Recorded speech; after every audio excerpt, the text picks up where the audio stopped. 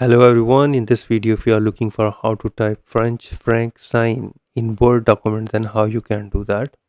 For this you need to go to the insert and go to the symbol on the right side, click on that and go to the more symbols, and in the font section you need to select the normal tags, and in the subject you need to select the currency symbol.